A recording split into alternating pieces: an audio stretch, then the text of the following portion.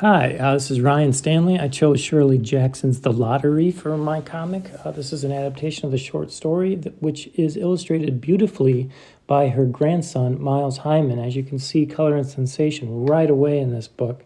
If you're not familiar with the plot, it's about a lottery that you don't want to win. There's a box full of cards, and if you draw the one with the black spot, then you get stoned to death in this little town. There is a cast page, which is very helpful, I find. It's, it would be nice to see one of those in Kindred to just establish all the characters right off the bat. This is a picture of the town. There's like a hero's journey in this book where the town, begins and ends the storyline. Here we have great pictures. There's more panels on this one. Great pictures of the town, just setting up the whole atmosphere and the mood of the comic. That is Joe Summers. He's the guy who heads this terrible lottery, and you see a lot of pictures of him in his head, like he's thinking. Here they are setting up the lottery, making the card with the black dot, and putting it in the box. There's great uses of architecture here and the detail. It's usually just 4 panels right here when we're setting up. There's a gratuitous nude scene that is not in the short story. Hyman added this to give a little humanity to Tessie Hutchinson, who is the one who ends up dying in the end. Spoiler alert. Here's more of the town. Again, there's really not much to read. You can just kind of look at the pictures and see what's going on. It's a great book like that. There's more pictures here in black and white to show how beautiful it is even without the color. Here we have the pile of stones that will be used in the death scene at the end, and the kids are putting the stones together. It shows conformity. The children are gung-ho about this whole lottery thing. Clocks are a theme that keeps showing up because there's, not much time left for Tessie. There's Joe again with his big head. And then there's a diner scene.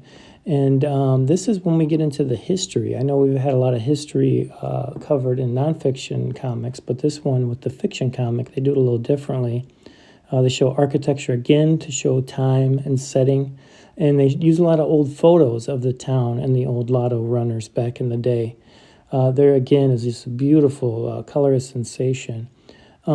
As the action picks up in this story, so does the dialogue, and so do the number of panels. Hyman uses the panels to create the motion, in the comic, which is great to show the closure and how powerful the closure is, because it gets intense. Every once in a while, there's a stop, and you see a great painting like that.